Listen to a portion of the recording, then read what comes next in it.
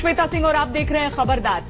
खबरदार में ढेरों खबरें आज हमारे सामने हैं, जिसमें चीनी सेना के उल्टे कदम लौटने की भी खबर है। लेकिन सबसे पहले सभी खबरों को खबरदार के लेंस से दिखाते हैं। आज की सबसे बड़ी खबर यही है कि गलवान में चीन बैकफुट पर चला गया है। सूत्रों के अनुसार गलवान घाटी में चीनी सेना 2 किलोमीटर पीछे हट गई है।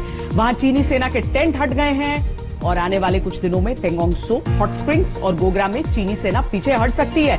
ये तनाव एनएसए अजीत डोवाल और चीन के विदेश मंत्री वांग यी के बीच हुई 2 घंटे की बातचीत के बाद कम हुआ। इस बातचीत में तनाव कम करने पर सहमति बनी है। आज हम एलएसी पर ड्रैगन की उल्टी चाल का विश्लेषण करेंगे और इस पूरे घटनाक्रम की इनसाइड स्टोरी बताएंगे। आज की सुपर एक्सक्लूसिव खबर यह है कि हमारी टीम निमू और खारदुंगला तक पहुंची। आज तक देश का पहला ऐसा चैनल है जो उस इलाके में पहुंचा है जहां से प्रधानमंत्री नरेंद्र मोदी ने सैनिकों में जोश भरा था, जहां पीएम मोदी ने विस्तारवादी चीन को आईना दिखाया था। वहां पहुंचकर आज तक की टीम ने भारत की सड़क वाली शक्ति का आकलन किया। इस रिपोर्ट में वो तथ्य हैं जो भारत का हौसला और चीन की चिंता दोनों को बढ़ा देंगे। हम आपको दिखाएंगे कि कैसे बीआरओ बॉर्डर पर तेजी से सड़कें और पुलों का निर्माण कर रहा है। ये एक्सक्लूसिव रिपोर्ट आपको थोड़ी देर में दिखाएंगे। चीन इस समय हिटलर की राह पर चल रहा है। आज हम आपको चीन की क्रूरता के सैटेलाइट सबूत दिखाएंगे। हिटलर ने जिस तरह यहूदियों को मिटाने के लिए कॉन्सेंट्रेशन कैंप बनाए थे, उसी तरह चीन ने उइगर मुसलमानों के खिलाफ री एजुकेशन कैंप बनाए। चीन के राष्ट्रपति शी जिनपिंग की निगरानी में कैसे उइगर मुसलमानों को टॉर्चर करने वाले कैंप्स का नेटवर्क बनाया गया है, इसका पता आज तक ने लगा लिया है। हमने कम से कम 50 सैटेलाइट तस्वीरों का विश्लेषण करके एक एक्सक्लूसिव रिपोर्ट आपके लिए तैयार की। बड़ी खबर यह भी है कि क्या दलाई लामा को भारत रत्न दिया जाएगा। आज दलाई लामा का जन्मदिन है और इस मौके पर भारत में उन्हें देश का सर्वोच्च सम्मान देने की मांग तेजी से उठी है। इस खबर के कई मायने हैं, क्योंकि 85 साल के दलाई लामा का नाम सुनकर ही चीन को करंट लग जाता है और उन्हें सम्मान देने की बात पर उसकी नींद ही उड़ जाएगी। आज हम तिब्बत, चीन और दलाई लामा के त्रिकोण का गहरा विश्लेषण करेंगे और आपको बताएंगे कि इसमें भारत का एंगल क्या है। और आज की एक चिंताजनक खबर यह है कि भारत में कोरोना के मामले 7 लाख के करीब पहुंच गए हैं। सिर्फ 10 दिन में 2 लाख केस बढ़ गए हैं और कोरोना संक्रमण के मामले में भारत दुनिया में अमेरिका और ब्राजील के बाद तीसरे नंबर पर पहुंच गया है। भारत के 7 शहरों में हर रोज 1000 से ज्यादा केस आ रहे हैं।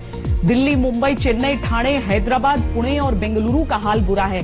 कोरोना से होने वाली 91% मौतें 8 राज्यों में हुई हैं और इनमें कर्नाटक और तमिलनाडु का रिकॉर्ड काफी चिंताजनक है। और देश में सिर्फ 16 जिले ऐसे हैं जहां कोई केस नहीं। कोरोना की ये रफ्तार चिंताजनक है। अब वैक्सीन एक बड़ी उम्मीद है और उस उम्मीद को पूरा होने में समय लगेगा। 2 महीनों से चल रहे भारत चीन तनाव में गलवान से चीनी सेना के पीछे हटने के संकेत हैं। हालांकि अब तक भारत ने जमीन पर जाकर इसका निरीक्षण नहीं किया है। 5 जुलाई यानी कल चीन के विदेश मंत्री वांग यी ने भारत के एनएसए अजीत डोवाल से फोन पर बात की थी। इस पर चीन के बयान में कहा गया कि दोनों पक्षों ने सैन्य वार्ता के आधार पर बनी सहमतियों को जल्द से जल्द लागू करने पर रजामंदी जताई है। चीन के विदेश मंत्रालय ने भी तनाव घटाने को लेकर प्रगति की बात की, लेकिन आधिकारिक तौर पर अभी किसी पक्ष ने इस बात की पुष्टि नहीं की है कि चीन पीछे हटा है। हालांकि ये जरूर माना जा सकता है कि चीन फिलहाल बैकफुट पर जाता दिख रहा है। लेकिन जब हम आपको ये खबर बता रहे हैं तो फ्लैशबैक में लिए चलते हैं। आपको 1962 के अखबार का एक हिस्सा दिखाते हैं। ये 15 जुलाई 1962 के अखबार की हेडलाइन है, जिसमें कहा गया है कि चीनी सैनिक गलवान पोस्ट से पीछे हटे। आपको बता दें कि चीनियों ने जुलाई में गलवान से पीछे जाकर अक्टूबर 1962 में भारत पर हमला किया था और युद्ध हुआ था। इस धोखे के अलावा पिछले महीने 15 जून की गलवान की घटना भी सामने है, जब 6 जून की सैन्य बातचीत में सकारात्मक पहल दिखाने के बावजूद चीन एलएसी के पास स्ट्रक्चर खड़ा कर रहा था। खैर, गलवान में चीनियों के पीछे हटने को लेकर आज जो संकेत मिले हैं, उस पर यह रिपोर्ट देखिए। पूर्वी लद्दाख में चीन के साथ भारत की तनातनी घटाने पर सकारात्मक पहल हुई है। चीन की सेना के कदम पीछे हटने के संकेत है। संकेत है कि चीन 5 मई से ही पूर्वी लद्दाख में जो हिमाकत कर रहा था, उसमें अब वो बैकफुट पर है। सूत्र बता रहे हैं कि गलवान घाटी में चीनी सेना 2 किलोमीटर पीछे हटी है। गलवान घाटी का PP-14, जहां 15 जून को भारत और चीन के बीच खूनी संघर्ष हुआ था। गलवान का PP-15 हॉट स्प्रिंग और फिंगर इलाके में भी चीन कुछ दिनों में पीछे हट सकता है। भारत और चीन के बीच बॉर्डर वाली टेंशन कम करने पर यह प्रगति भारत के एनएसए अजीत डोभाल और चीन के विदेश मंत्री वांग यी के बीच बातचीत के बाद हुई है। 2 घंटों से अधिक तक चली बातचीत में भारत सरकार के सूत्रों के मुताबिक इस पर सहमति बनी कि एलएसी पर सेनाओं का आमना सामना खत्म हो। एलएसी पर एक तरफा कार्रवाई से यथास्थिति न बदलने पर सहमति बनी। सरहद पर शांति को बिगाड़ने वाली किसी भी घटना से बचने के लिए साथ काम करने को लेकर भी दोनों पक्ष राजी हुए। अजीत डोभाल की वांग यी से फोन पर हुई बातचीत को लेकर चीन के आधिकारिक बयान में भी भारत चीन की सैन्य वार्ता पर बनी सहमति को जल्द से जल्द लागू करने पर सहमति की बात कही गई है। लेकिन चीन के बयान में यह भी कहा गया कि ज्यादा दिन नहीं हुए, सरहद पर पश्चिमी हिस्से में चीन और भारत के बीच गलवान घाटी में जो कुछ हुआ वो बहुत स्पष्ट है। चीन अपनी क्षेत्रीय संप्रभुता की रक्षा मजबूती से करेगा। दोनों पक्ष रणनीतिक निर्णयों का ऐसे ऐलान करें ताकि एक दूसरे के लिए खतरा पैदा न हो और विकास के लिए अवसर बने। दोनों देशों के मौजूदा संबंधों में जटिल परिस्थितियों को महत्व दिया जाए और मिलकर जल्द से जल्द इससे पार पाया जाए। ऐसे में चीन के पीछे हटने की खबरों को पक्का माने या नहीं, इस पर चीन मामलों के जानकार संभल कर चलने की नसीहत दे रहे हैं। पहली चीज़ जो थी वहाँ से वो पीछे हटने की उन्होंने जो डिसएंगेजमेंट प्रोसेस शुरू किया है वो वेरिफिकेशन जरूरी है। लेकिन जो 15-16 जून को गलवान में हुआ उसकी वजह से एक भरोसा बिल्कुल टूट चुका है। उस भरोसा को कायम करना बहुत जरूरी होगा, बहुत देर लगेगी इसको, और हमको हर जगह एक हाई अलर्ट करके, हाई विजिल करके और हर जगह वेरिफिकेशन करके चलना पड़ेगा। और ये हाई विजिल जो है सिर्फ गलवान में ही नहीं, पेंगोंग त्सो में ही नहीं, दिपसंग प्लेन्स में ही नहीं, पूरे 3488 किलोमीटर के बॉर्डर पर काराकोरम से किबुतु तक हमको इसका एक निगरानी रखनी पड़ेगी। भारत की सेनाएं भी अभी मानकर चल रही हैं कि जब तक चीन के पीछे हटने की खबरों पर जमीन पर जाकर निरीक्षण ना हो जाए पक्का यकीन नहीं कर सकते। आज तक को सरकार के सूत्रों ने बताया कि चीनी टेंट्स हटे दिख रहे हैं, लेकिन जमीन पर जाकर देखना होगा कि वो पीछे हटे हैं या नहीं। एक अधिकारी ने चीनी सेना के पीछे हटने को आहिस्ता आहिस्ता पीछे हटना कहा है। फिलहाल गलवान घाटी इलाके से चीनी सेना की कुछ टुकड़ियां और टैंक 2 किलोमीटर पीछे हटे हैं, लेकिन अभी भी पीछे के इलाके में चीनी सेना के बड़े आर्मर्ड व्हीकल और दूसरे हथियार पूरी तरह से तैनात हैं। इसीलिए भारतीय सेना फिलहाल हालात पर नजर बनाए हुए है। 15 जून की खूनी भिड़ंत के बाद भारतीय सेना चीनी सेना पर आसानी से भरोसा नहीं कर सकती। इसीलिए मौजूदा हालात में भारतीय सेना अपनी तैयारियों में कोई कमी नहीं करना चाहती। इस बीच चीन के विदेश मंत्रालय के प्रवक्ता से जब गलवान में चीनी सेना के पीछे हटने का सवाल पूछा गया तो उन्होंने कहा तनाव घटाने और सेनाओं के पीछे हटाने को लेकर प्रगति हुई है। चीन के विदेश मंत्रालय ने यह भी कहा कि भारत साथ मिलकर तनाव घटाए। चीन और भारत दोनों तरफ से सेना और कूटनीतिक स्तर पर गहन बातचीत हो रही है और दोनों देश बातचीत के मुताबिक साझा ढंग से बॉर्डर एरिया से दूर हटेंगे। वैसे चीन की इस बयानबाजी के बावजूद गलवान में चीन के पीछे हटने के संकेतों को भारत की आक्रामक रणनीति का असर माना जा रहा है। प्रधानमंत्री नरेंद्र मोदी की लद्दाख यात्रा के 2 दिनों के भीतर चीन के विदेश मंत्री वांग यी ने एनएसए अजीत डोभाल से संपर्क साधा है। जानकार मान रहे हैं कि भारत की कूटनीति सही दिशा में है।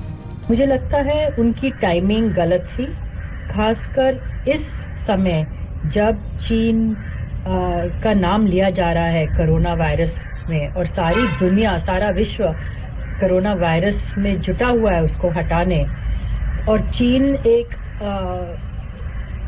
दिखाना चाहता है कि वो एक ताकतवर देश है जो अपने बॉर्डर्स को चैलेंज कर सकता है, नए बॉर्डर्स बना सकता है। मुझे लगता है पूरी दुनिया में ये खबर ठीक नहीं गई और वो इसके लिए ये कोई फायदा नहीं हुआ। भारत और चीन का मौजूदा तनाव दोनों देशों के बीच बीते कई दशकों से सबसे बड़ा मुद्दा है। निश्चित तौर पर चीन को लेकर भारत का विश्वास कम हुआ है, इसीलिए सरहद पर शांति को लेकर अभी कोई भविष्यवाणी जल्दबाजी होगी। दिल्ली से गीता मोहन, लेह से अभिषेक भल्ला के साथ मंजीत नेगी, लिमू, लद्दाख, आज तक। पर यह जानना बहुत जरूरी हो जाता है कि चीन पर भरोसा करना चाहिए या नहीं करना चाहिए। चलिए, इतिहास हमें एक सबक सिखाता है, लेकिन जो वर्तमान है वो कहता है भविष्य की ओर बढ़ें, पर चीन जैसे देश के साथ शायद नहीं। मैंने इसी मुद्दे पर खास बातचीत की सेवानिवृत्त मेजर जनरल गुरमीत सिंह से। चाइना कह रहा है हम पुल बैक कर रहे हैं, इसके प्रमाण भी मिल रहे हैं। भारत को कितना विश्वास करना चाहिए? देखिए, ये जो शब्द है ट्रस्ट और चाइना, ये 15 जून की रात को पूर्ण रूप से टूट गया था। हमने तो चाइना पे ट्रस्ट किया था। पिछले 45 ईयर से एलएसी और बॉर्डर एरिया में एक भी गोली नहीं चली थी। हमने तो चाइना पे ट्रस्ट किया था, जितने भी एग्रीमेंट्स हैं, प्रोटोकॉल हैं, प्रैक्टिसेस हैं। लेकिन उस रात 15 जून की रात को उन्होंने छल, कपट, धोखा, ट्रेचरी किया और उन्होंने 3 चीज का अपमान किया। पहली बात एग्रीमेंट, प्रोटोकॉल और प्रैक्टिस का। उस दिन जो सबसे बड़ी फैटेलिटीज हुई है ना, 20 जवानों ने तो अपने प्राणों की आहुति दी है, लेकिन जो सबसे बड़ा फैटेलिटी हुई है दैट वाज ट्रस्ट। इसके बाद में कैसे ट्रस्ट करें? देखिए श्वेता जी, 6 जून को लेफ्टिनेंट जनरल लेवल के ऊपर मीटिंग की। आमतौर पर लेफ्टिनेंट जनरल लेवल के ऊपर मीटिंग नहीं करते हैं इस जगह के अंदर में, लेकिन उसके बाद में 6 से लेकर 15 तारीख तक जिस प्रकार कार्रवाई चली, हम तो बिल्कुल ठीक विश्वास के कारण कर रहे थे, लेकिन उन्होंने क्या छल कपट किया, उसके बाद में ट्रस्ट करना मुश्किल है। मैं आपको एक चीज बता देना चाहता हूं कि 30 जून जो मीटिंग हुई थी 12 से 14 घंटे की लेफ्टिनेंट जनरल लेवल की, उसमें ये खास तौर पर उनको बेटुक और बेबाक तरीके से बताया गया है that we do not trust your local commanders. अभी फैसला किया है उसमें कि हम हर एक फ्रिक्शन पॉइंट से पीछे हटेंगे, उसका तरीका क्या होगा, इसके बारे में बात किया है। लेकिन एक बात बहुत बड़ी है कि हमने बोला है कि हम इसको वेरीफाई करेंगे। बीच में विश्वास नहीं करते हैं। ये जो विश्वास टूटा है श्वेता जी, ये इसको जुड़ने के लिए 100 साल लगेंगे या 200 साल लगेंगे, मेरे को मालूम नहीं है, लेकिन चाइना ने ट्रस्ट के मामले में बहुत बड़ा विश्वासघात किया। और देखो, मैं आपको एक चीज बहुत साफ बताना चाहता हूं, क्योंकि देश में बहुत लोगों ने सवाल किए हैं, डाउट किया है, शक किया है, और उन्होंने हमारे भारत सरकार के प्राइम मिनिस्टर को डायरेक्ट करके किया। तो मैं एक चीज बहुत क्लियरली बता देना चाहता हूं कि जो एलएसी होता है ना, उसमें चेंज ऑफ स्टेटस को होता है, उसमें कोई कब्जे की बात नहीं है। जो बात रही कब्जे की, that is regarding the border, और उस बॉर्डर के मामले में अक्साई चिन्ह हमारा है, वो रेड लाइन भारत ने बहुत क्लियरली ऑलरेडी बता दिया। क्या आज की तारीख में हम ये कह सकते हैं कि एलएसी पर चीन का पुल बैक, वजह क्या हो सकती है इसकी? हमारी बातचीत का तरीका सही है और हम अड़े हैं सही चीजों पर, हमारी सेना का शौर्य इतना है। क्या पीएम के विजिट को भी एक कारण माना जा सकता है कि चाइना समझ रहा है कि हम पीछे बिल्कुल भी झुकेंगे नहीं उसके सामने? आपने बहुत गहरा सवाल किया है कि चाइना पीछे क्यों हट रहा है। सबसे पहली बात तो श्वेता जी ये है कि गलती चाइना की थी। सबसे पहले एग्रेशन, प्रोवोकेशन और डिविजनरी टैक्टिक्स उसने किया था। वो लाया था इंक्रीज एक्टिविटीज इस इलाके के अंदर में। दूसरी बात है कि जो 15 जून को पूरे विश्व को, चाइना को, पीएलए को जो झटका मिला है ना, उस झटके में पीएलए का झूठ, फरेब और 1000 साल का जो प्रोपेगेंडा था उसको एकदम नष्ट कर दिया है। उसके बाद में थर्ड पॉइंट है जो हमारी तैयारी है इस वक्त के अंदर में, हर एक स्तर के ऊपर में, चाहे वो आर्मी, एयरफोर्स, चाहे वो टैंक, आर्टिगन्स, एडी, हर एक चीज की जो है वो बहुत अच्छी है। और देखिए, सबसे बड़ी बात यह है कि इस युद्ध में, इस कॉन्फ्लिक्ट में पूरा देश जुड़ गया है। हर एक भारतीय ने ये कर लिया कि मैं बाइकआउट करूंगा चाइनीज प्रोडक्ट का। भारत सरकार ने बोला कि हम उनकी पूरी एप्लीकेशन को बैन करेंगे। भारतीय सरकार ने बोला कि जितने उनके प्रोजेक्ट थे उसको बार करेंगे, और पूरा विश्व आ गया कि हम भारत से ब्रदरहुड करेंगे। अब आपको लेह से वो सुपर एक्सक्लूसिव ग्राउंड रिपोर्ट दिखाते हैं जो भारत का हौसला और चीन की चिंता दोनों को बढ़ाने वाली।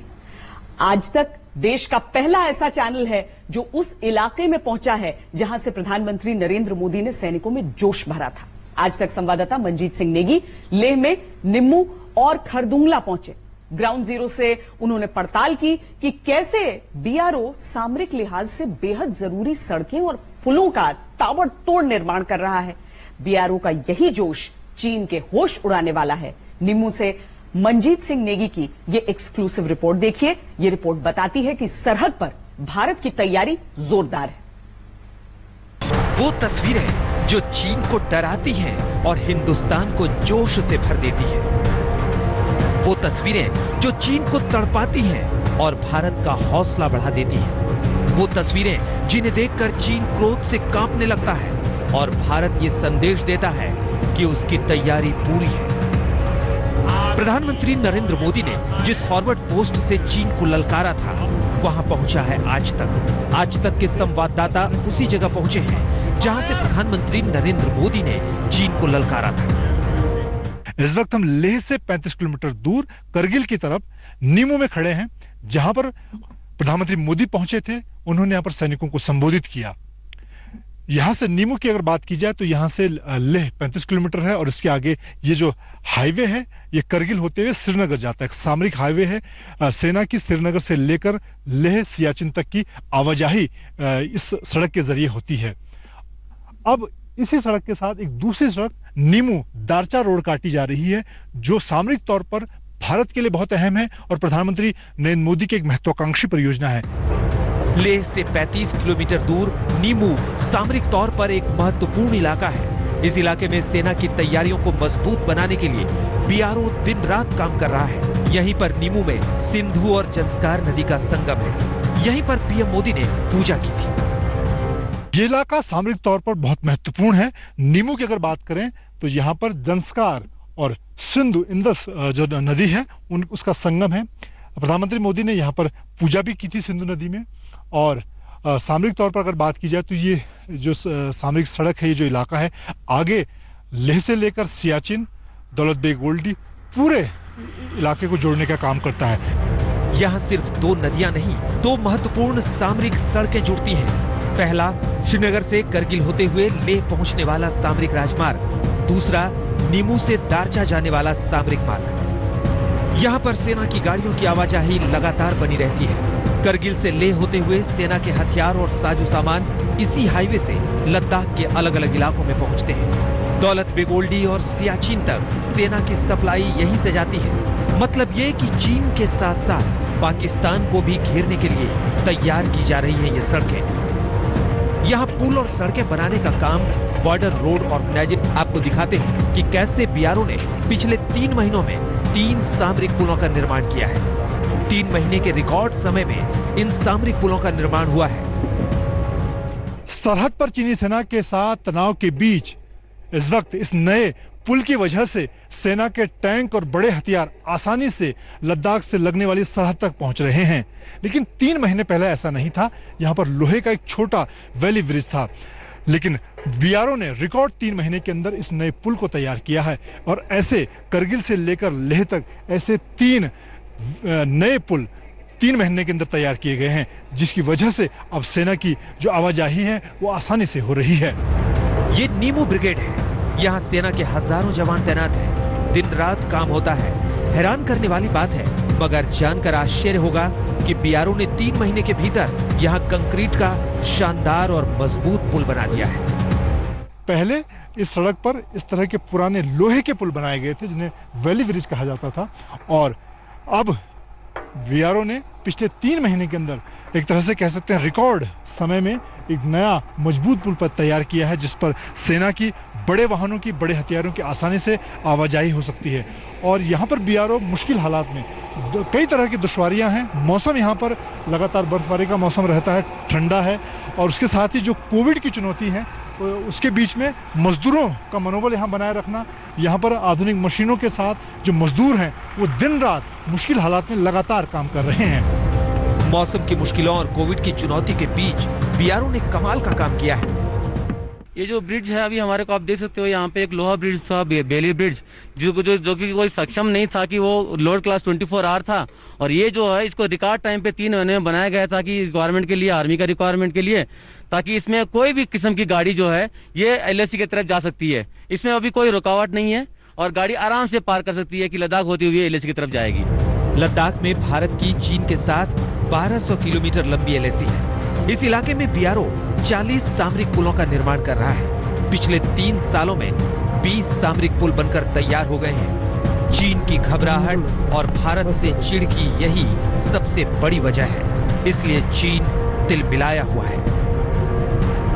कैमरामैन संजय चौधरी के साथ मंजीत नेगी, नीमू, लेह, आज तक। आपने लेह के नीमू से ग्राउंड रिपोर्ट देख ली। आपने देख लिया कि कैसे नीमू में बीआरओ बहुत तेजी से सड़कें और पुलों का निर्माण कर रही है। मगर सड़कों का निर्माण सिर्फ नीमू नहीं बल्कि खारदुंगला में भी हो रहा है। सामरिक लिहाज से बहुत ज्यादा जरूरी पुल और सड़कें बनाने का काम यहां भी जोर शोर से चल रहा है। आज तक की टीम नीमू से आगे निकली ग्राउंड से ये जानने के लिए कि हम पुल बनाते हैं तो चीन वाले क्यों परेशान हो जाते हैं। उसी कड़ी में आज तक की टीम नीमू से 1 किलोमीटर आगे पहुंची। देखिए, ये जो पुल देख रहे हैं आप, ये पुल भारतीय जाबाजों की शक्ति का प्रतीक बन गया है। पहले नदी के ऊपर यहाँ पतला सा लोहे का ब्रिज था, इतना पतला कि इससे ना टैंक गुजर सकते थे, ना तोप और ना बड़े वाहन। मगर 3 महीने के भीतर बीआरओ ने यहाँ ऐसा पुल बनाया है कि चीन तड़प उठा है। चीन की तड़प इसीलिए तो बढ़ी है, उसे डर सताने लगा है कि अगर रास्ते अच्छे हुए, पुल मजबूत हुए तो उसकी हर नाफरमानी का जवाब पलक झपकते मिलेगा। बगैर देरी किए भारत के जाबाज इन्हीं रास्तों से हथियार, तोप, टैंक और सैनिक जल्द से जल्द सरहद पर पहुंचा सकते हैं। चीन यही तो नहीं चाहता था, मगर बीआरओ यहां पुल और सड़कों का निर्माण जल्द से जल्द करने में जुटा है। 3 सालों के दौरान बीआरओ ने खारदुंगला सामरिक सड़क को सिंगल लेन से डबल लेन करने का काम किया है। पहले सिंगल लेन और सड़क पर बर्फ जमने की वजह से सेना की गाड़ियों को सियाचिन और दौलत बेग ओल्डी तक जाने में बहुत मुश्किल होती थी। बर्फ की वजह से बहुत सारी दुर्घटनाएं होती थी, लेकिन अब इस रोड के डबल लेन होने से सेना के बड़े वाहन, हथियार और टैंक आसानी से सियाचिन, दौलत बेग ओल्डी और दूसरे इलाकों में पहुंच रहे हैं। सरहद पर तनाव के बीच एक बात तो साफ है कि चीन सरहद पर सैन्य इंफ्रास्ट्रक्चर का काम बहुत तेजी से किया जा रहा है। भारत खुद को सरहद पर बहुत शक्तिशाली बना रहा है और चीन की चिंता बढ़ा रहा है। कैमरामैन संजय चौधरी के साथ मंजीत नेगी, नीमू, लेह, आज तक। एलएसी पर चीन के विश्वासघाती चेहरे को तो आप लगातार देख रहे हैं, लेकिन आज हम आपको चीन की क्रूरता के सैटेलाइट सबूत दिखाएंगे। हिटलर ने जिस तरह यहूदियों को मिटाने के लिए कॉन्सेंट्रेशन कैंप बनाए थे, उसी तरह चीन ने उइगर मुसलमानों के खिलाफ री एजुकेशन कैंप बनाए। चीन के राष्ट्रपति शी जिनपिंग की निगरानी में उइगर मुसलमानों को टॉर्चर करने वाले कैंप्स का पूरा नेटवर्क बनाया है। आज तक ने कम से कम 50 सैटेलाइट तस्वीरों का विश्लेषण किया है, जो ये बताती हैं कि चीन ने किस तरह उइगर मुसलमानों के सारे अधिकार छीन लिए हैं और उनके अस्तित्व पर ही पूरी तरह नियंत्रण कर लिया है। उइगर मुसलमानों के मुद्दे पर भी अमेरिका का निशाना चीन पर है। चीन कहता है कि वो उइगर समुदाय को चीन के तौर तरीके सिखा रहा है, लेकिन दुनिया इससे इत्तेफाक नहीं रखती।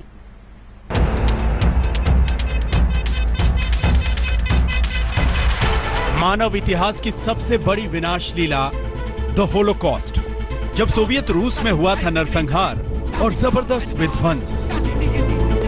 अडोल्फ हिटलर ने यहूदियों के अस्तित्व को मिटाने के लिए कंसंट्रेशन कैंप बनवाए थे। जोसेफ स्टालिन ने लाखों मजदूरों को अमानवीय यातनाएं देते हुए कुख्यात लेबर कैंप्स यानी गुलैग्स में बंद कर दिया था। पिछली शताब्दी के उस काले अध्याय का असर आज भी दिख रहा है।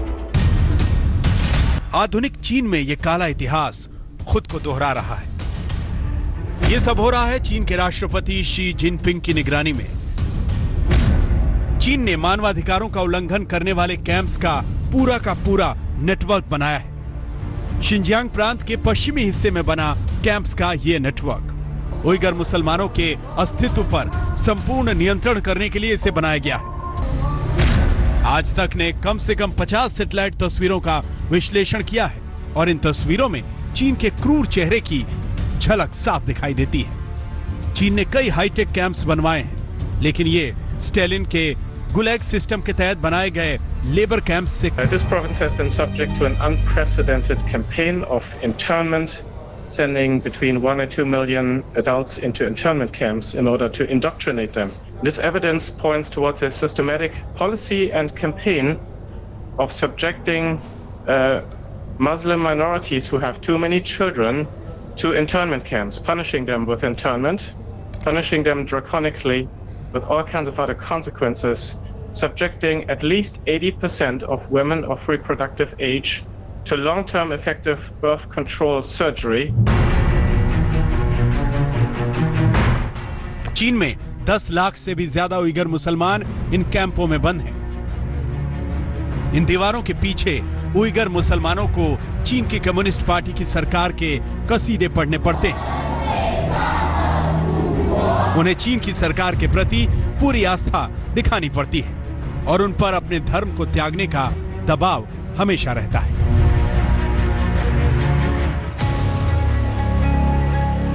हमने जिन सैटेलाइट तस्वीरों का आकलन किया, उनसे यह पता चलता है कि चीन के इन टॉर्चर कैंप्स में अधिकतम 5 मंजिलें होती हैं। ये कैंप विशाल दीवारों से घिरे होते हैं। इनके बाहर गार्ड्स की पोस्ट होती है। वहां 2 परत वाली तारों की ग्रिल होती है जो 15 फीट तक ऊंची होती है। लाल छत वाले इन बैरक्स में उइगर मुसलमानों को कैद करके रखा जाता है।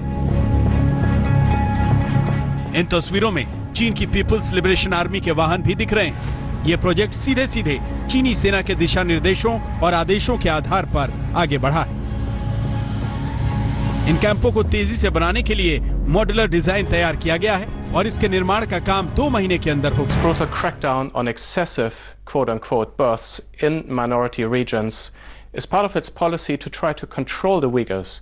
Populations that do not grow as quickly and rapidly are easier to control as part of Beijing's coercive social re-engineering strategy in the area.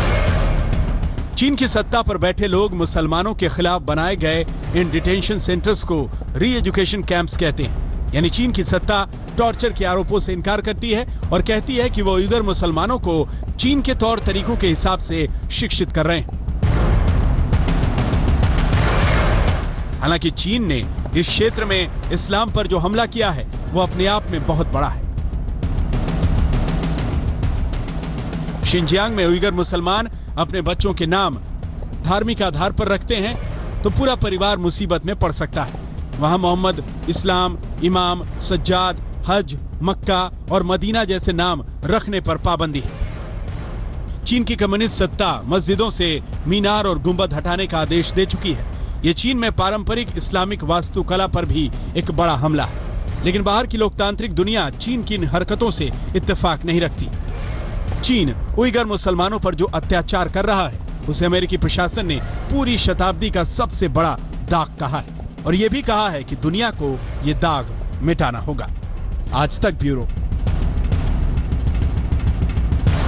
अब आपको खबर की पूरी पिक्चर समझा देते हैं। चीन के लिए उइगर मुसलमानों पर अत्याचार का मतलब है शिनजियांग पर पूरा नियंत्रण। शिनजियांग 1949 में पूर्वी तुर्किस्तान हुआ करता था। इसे एक अलग देश के रूप में कुछ समय के लिए पहचान भी मिली थी, लेकिन बाद में ये चीन का हिस्सा बन गया और उइगर मुसलमानों ने इसका विरोध किया था। चीन इसलिए शिनजियांग की जनसंख्या वितरण का गणित बदलना चाहता है। 2017 के आंकड़ों के अनुसार शिनजियांग प्रांत की जनसंख्या करीब 2 करोड़ 21 लाख है। ऐतिहासिक तौर पर इस क्षेत्र में उइगर मुसलमानों की संख्या ज्यादा रही है, लेकिन अब इस क्षेत्र में उइगर मुसलमानों की आबादी आधी से कम है। यहां यह भी समझिए कि चीन के लिए शिनजियांग महत्वपूर्ण क्यों है। इसकी कई वजहें हैं। शिनजियांग में प्राकृतिक संसाधनों और नेचुरल गैस का भंडार है और शिनजियांग की भौगोलिक स्थिति चीन के लिए रणनीतिक रूप से अहम है। शिनजियांग चीन के लिए मध्य एशिया का द्वार है। शिनजियांग की सीमा 8 देशों से लगती है: Kazakhstan, Kyrgyzstan, Tajikistan, Afghanistan, Mongolia, रूस, पाकिस्तान और भारत। चीन शिनजियांग को आर्थिक, व्यापारिक और सामरिक केंद्र बनाना चाहता है और यह भी चाहता है कि वहां विद्रोह के हालात कभी पैदा न हो। शिनजियांग में रहने वाले उइगर मुस्लिम चीन से अलग होना चाहते हैं। चीन के खिलाफ Uyghur Muslim the East Turkistan Islamic Movement के नाम से आंदोलन चला रहे हैं और चीन चाहता है कि विरोध की इन आवाजों को हमेशा के लिए कुचल दिया जाए। इसीलिए बाकायदा कैंप बनाकर टॉर्चर किया जा रहा है। तिब्बती धर्मगुरु दलाई लामा आज 85 वर्ष के हो गए। अहिंसावादी विचार और पूरी दुनिया में शांति का संदेश देने वाले दलाई लामा को दुनिया भर से बधाई संदेश मिले, मगर हिंदुस्तान में दलाई लामा को लेकर एक ऐसी मांग उठी जिसने चीन की चिंता बढ़ा दी है। चीन हजम ही नहीं कर पा रहा कि भारत में 61 साल से रह रहे दलाई लामा को भारत ने अपना लिया है और यहां उन्हें देश का सर्वोच्च सम्मान भारत रत्न देने की मांग हो रही है। मगर सवाल यह है कि चीन इतना परेशान क्यों है। ये रिपोर्ट देखिए, आपको चीन की चालबाजी, उसकी धोखेबाजी और दलाई लामा के साथ उसकी पुरानी अदावत के बारे में मालूम चलेगा। मानवता, शांति और अहिंसा के जीवित प्रतिमान बन गए 85 साल के इन शलाका पुरुष को आज कौन बधाई नहीं दे रहा। दुनिया भर के सत्ता के सिरमौर से लेकर विपक्ष के माननीय तक, सिवाय चीन के। दुनिया भर में शांति के स्वर्णिम अध्याय बन गए दलाई लामा को मां भारती दे रही है थपकियां, मगर चीन की आंखें ऐंठी जा रही हैं। दुनिया जिस शख्स के सम्मान में सिर झुकाकर खड़ी हो जाती है, चीन उन्हीं 85 साल के दलाई लामा का नाम सुनकर तड़प उठता है। मगर अब चीन को पहले से ज्यादा तकलीफ होने वाली है। चीन को पहले से ज्यादा मिर्ची लगने वाली है। चीन पहले से ज्यादा चिंतित होने वाला है, क्योंकि दलाई लामा को भारत का सबसे बड़ा सम्मान भारत रत्न देने की बात चल पड़ी। दलाई लामा के 85वें जन्मदिन पर कई जगह से ये आवाजें उठी कि उन्हें भारत रत्न से सम्मानित किया जाना चाहिए।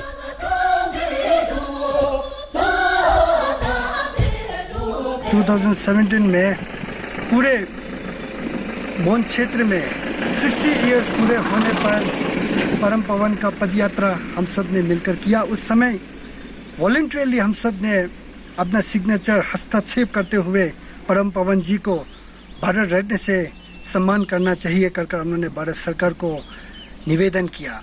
मैं समझता हूं कि परम पवन 14वें दलाई लामा जी को आज भारत सरकार उनके जो कंट्रीब्यूशन है पूरे विश्व भर में, खासकर शांति, करुणा, मित्रता को लेकर उनको भारत रत्न देना चाहिए। दलाई लामा को ऐसे वक्त में फिर से भारत रत्न देने की मांग उठी है, जब चीन और भारत के रिश्ते तनावपूर्ण दौर से गुजर रहे हैं। ऐसे में दलाई लामा का जन्मदिन कई मायनों में अहम है। ऐसे वक्त में भारत तिब्बती बौद्ध गुरु को बधाई संदेश देकर चीन पर कूटनीतिक दबाव बढ़ा सकता है।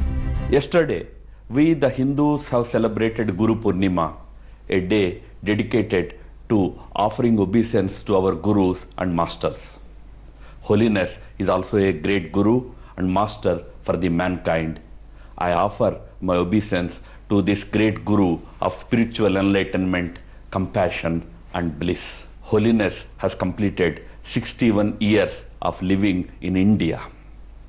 When he came as a refugee. But today, every Indian regards him as one elder in the family. We feel blessed for his presence here in our country, which he regards as his Arya Bhumi. His Holiness the Dalai Lama proudly calls himself a son of India and is one of the greatest ambassadors of the ancient Indian knowledge. दरअसल तिब्बतियों के 14वें धर्मगुरु तेंजिन ग्यात्सो यानी दलाई लामा को पूरी दुनिया शांति दूत के नाम से जानती है, लेकिन चीन की आंखों में दलाई लामा हमेशा चुभते रहे। बॉर्डर के अलावा दलाई लामा भी भारत और चीन की तनातनी के एक वजह रहे हैं। सवाल यह है कि चीन दलाई लामा के नाम पर इतना तड़प क्यों उठता है। इसकी पूरी कहानी समझिए। 13वें दलाई लामा ने 1912 में तिब्बत को स्वतंत्र घोषित कर दिया था। करीब 40 साल बाद चीन ने तिब्बत पर आक्रमण किया। चीन ने तब आक्रमण किया जब 14वें दलाई लामा को चुनने की प्रक्रिया चल रही थी। तिब्बत को इस लड़ाई में हार का सामना करना पड़ा। 1950 में चीनी सेनाओं ने तिब्बत पर बलपूर्वक कब्जा कर लिया। फिर दलाई लामा के नेतृत्व में चीन के खिलाफ आजादी के लिए विद्रोह हुआ। बाद में 14वें दलाई लामा तेंजिन ग्यात्सो के लिए परिस्थितियां ऐसी हो गईं कि उन्हें तिब्बत से जाना पड़ा। 1959 में दलाई लामा अपने कई समर्थकों के साथ भारत आ गए और उन्हें यहाँ शरण दे दी गई। उस समय उनकी उम्र सिर्फ 23 साल थी। दलाई लामा को भारत में शरण मिलना चीन को अच्छा नहीं लगा। तब चीन में माओ त्से-तुंग का शासन था। दलाई लामा और चीन के कम्युनिस्ट शासन के बीच तनाव बढ़ता गया। चीन को डर सताता रहा कि दलाई लामा भारत के साथ मिलकर कोई साजिश न रचे। कई एक्सपर्ट ये भी मानते हैं कि दलाई लामा के भारत आने की घटना ने उस समय भारत चीन तनाव की आग में घी डालने का काम किया और आगे चलकर ये आग युद्ध में तब्दील हो गई। 61 साल से दलाई लामा भारत में निर्वासित जीवन जी रहे हैं। दलाई लामा एक ऐसे देश के निर्वासित शासक हैं जिसका ना तो दुनिया के राजनीतिक नक्शे पर कोई जिक्र बचा है और ना धर्मशाला से चलने वाली उनकी निर्वासित सरकार को किसी देश ने मान्यता दी है। इसके बावजूद पिछले 5-6 दशकों से उनकी गिनती दुनिया के सबसे लोकप्रिय और सम्मानित व्यक्तियों में होती है। उनकी इस लोकप्रियता का राज उनकी सादगी, अहिंसा करुणा और सार्वभौमिक जिम्मेदारी का विचार है। इसीलिए भारत में उन्हें भारत रत्न देने की मांग हो रही है और इसीलिए चीन चिंता में सुलग रहा है। दिल्ली से जितेंद्र बहादुर सिंह, गीता मोहन और कोलकाता से मनोज्ञा लोईवाल के साथ आज तक ब्यूरो। यहां आपको खबर की पूरी पिक्चर समझनी चाहिए, क्योंकि बात सिर्फ दलाई लामा की नहीं है। चीन और तिब्बत के बीच विवाद तिब्बत की कूटनीतिक स्थिति को लेकर है। चीन कहता है कि तिब्बत 13वीं शताब्दी के मध्य से चीन का हिस्सा रहा है, लेकिन तिब्बतियों का कहना है कि तिब्बत कई शताब्दियों तक एक स्वतंत्र राज्य था और चीन का उस पर निरंतर अधिकार नहीं रहा। 17वीं शताब्दी में चीन के चिंग राजवंश के तिब्बत के साथ संबंध बने। 260 साल के रिश्तों के बाद चिंग राजवंश की सेना ने तिब्बत पर कब्जा कर लिया, लेकिन 3 साल के अंदर ही उसे तिब्बतियों ने खदेड़ दिया और 1912 में 13वें दलाई लामा ने तिब्बत की स्वतंत्रता की घोषणा की। फिर 1951 में चीनी सेना ने एक बार फिर तिब्बत पर नियंत्रण कर लिया और तिब्बत से एक संधि पर हस्ताक्षर करा लिए, जिसके तहत तिब्बत की सत्ता का नियंत्रण चीन को सौंप दिया गया। 14वें दलाई लामा भारत चले आए और तभी से वो तिब्बत की स्वतंत्रता के लिए संघर्ष कर रहे हैं। जब 1949 में चीन ने तिब्बत पर कब्जा किया तो उसे बाहरी दुनिया से बिल्कुल काट दिया। तिब्बत में चीनी सेना तैनात कर दी गई, राजनीतिक शासन में दखल किया गया, फिर तिब्बत का चीनीकरण शुरू हुआ और तिब्बत की भाषा, संस्कृति, धर्म, परंपरा सबको निशाना बनाया गया। किसी बाहरी व्यक्ति को तिब्बत और उसकी राजधानी ल्हासा जाने की अनुमति नहीं थी, इसीलिए उसे प्रतिबंधित शहर भी कहा जाता है। विदेशी लोगों के तिब्बत आने पर यह पाबंदी 1963 में लगाई गई थी। हालांकि 1971 में तिब्बत के दरवाजे विदेशी लोगों के लिए खोल दिए गए थे। 21वीं सदी के 2 दशक बीतने के बाद भी चीन के मन में तिब्बत और दलाई लामा का खटका बना रहता है। ऐसे में दलाई लामा को अगर भारत का सर्वोच्च नागरिक सम्मान भारत रत्न दिया जाता है तो ये एक तरह से चीन पर एक मनोवैज्ञानिक वार होगा। भूटान के साक्तेंग वाइल्ड लाइफ सैंक्चुरी को विवादास्पद बताने की चीन की चाल की पोल खुल गई है। ग्लोबल एनवायरमेंट फैसिलिटी काउंसिल की 58वीं बैठक में पूर्वी भूटान के इस इलाके को पहली बार चीन ने विवादित इलाका बताया था, लेकिन चीन के अपने ही नक्शे उसके इस झूठ को बेनकाब कर रहे हैं। MIT के सिक्योरिटी स्टडीज प्रोग्राम के डायरेक्टर और चीन विशेषज्ञ M. टेलर फ्रावेल ने चीन के पुराने नक्शों के आधार पर कहा है कि पुराने चीनी नक्शों से साफ है कि साक्तेंग या आसपास के भूटान के इलाके चीनी इलाके नहीं हैं। उन्होंने कहा है कि भारत और चीन के 1962 के युद्ध के समय चीनी इतिहास से लिए गए चीनी नक्शे भी साक्तेंग और आसपास के इलाकों को भूटानी इलाका बताते हैं। इसके बाद भी जो चीनी नक्शे प्रकाशित हुए उनमें भी साक्तेंग को भूटान में दिखाया गया है। द भूटानीज अखबार के संपादक तेंजिंग लामसांग ने भी कहा है कि चीनी पक्ष ने भूटान से सरहद को लेकर हुई बातचीत में कभी साक्तेंग का जिक्र नहीं किया। वक्त एक ब्रेक का है। ब्रेक के बाद कोरोना संक्रमण से जुड़ी खबर आपको दिखाएंगे, आप रहिए खबरदार। और अब आज की एक चिंताजनक खबर, कोरोना संक्रमण ने हिंदुस्तान को हिला के रख दिया है। बीतते दिन के साथ कोरोना के मरीजों की संख्या में भयानक इजाफा हो रहा है। आपको बता दें कि भारत में कोरोना संक्रमण के केस 7 लाख के करीब पहुंच गए हैं। जितनी तेजी से कोरोना का संक्रमण फैल रहा है उतनी ही तेजी से लोगों के भीतर कोरोना का खौफ बढ़ रहा है। सिर्फ 10 दिन के भीतर करीब 2 लाख कोरोना के नए मामले सामने आ गए हैं जो परेशान करने वाले हैं। इतना ही नहीं, भारत में कोरोना जिस हिसाब से फैला है उसने हमें दुनिया में कोरोना से संक्रमित देशों की तुलना में तीसरे नंबर पर लाकर खड़ा कर दिया है। भारत अमेरिका और ब्राजील के बाद तीसरा ऐसा देश है जहां सबसे अधिक कोरोना के मरीज हो गए हैं। शहरों को देखें तो भारत के 7 शहरों में हर रोज 1000 से ज्यादा कोरोना केस मिल रहे हैं। दिल्ली, मुंबई, चेन्नई, ठाणे, हैदराबाद, पुणे और बेंगलुरु का हाल बुरा है। कोरोना से होने वाली 91% मौत सिर्फ 8 राज्यों में हुई है और इनमें कर्नाटक और तमिलनाडु का रिकॉर्ड बहुत चिंताजनक है। देश में सिर्फ 16 जिले ऐसे हैं जहां कोई केस नहीं है। हालात बिगड़े हुए हैं और इन बिगड़े हुए हालात को सुधारने का सिर्फ एक ही तरीका है कि हमें कोरोना संक्रमण को लेकर लापरवाही नहीं बरतनी चाहिए। हमें हमेशा ध्यान रखना चाहिए कि हम 2 गज की दूरी पर रहें, मास्क का इस्तेमाल करें, क्योंकि कोरोना की वैक्सीन कब बनेगी कुछ कहा नहीं जा सकता। इसीलिए सतर्क रहें, स्वस्थ रहें। कोरोना के भयानक खतरे के बावजूद सरकार ने आज से देश की तमाम ऐतिहासिक इमारतों को खोलने का फैसला लिया है। कुतुब मीनार, हुमायूं का मकबरा, पुराना किला और सफदरजंग मकबरा अब पर्यटकों के लिए खोल दिया गया है, लेकिन अभी ताज के दीदार के लिए पर्यटकों को इंतजार करना होगा। संस्कृति मंत्री प्रहलाद पटेल ने बताया कि सभी मॉन्यूमेंट्स में आने वाले पर्यटकों को अपना मोबाइल नंबर देना होगा ताकि अगर कहीं कोरोना का संक्रमण हो तो कॉन्टैक्ट की पहचान की जा सके। खबरदार में आज के लिए इतना ही। देश और दुनिया की बाकी खबरों के लिए आप देखते रहिए आज तक। नमस्कार, मैं हूं अंजना ओम कश्यप। हमें उम्मीद है ये वीडियो आपको पसंद आया होगा। लेटेस्ट खबरों के लिए यूं ही देखते रहिए आज तक और इस वीडियो के पसंद आने पर लाइक, शेयर एंड सब्सक्राइब करना ना भूलें।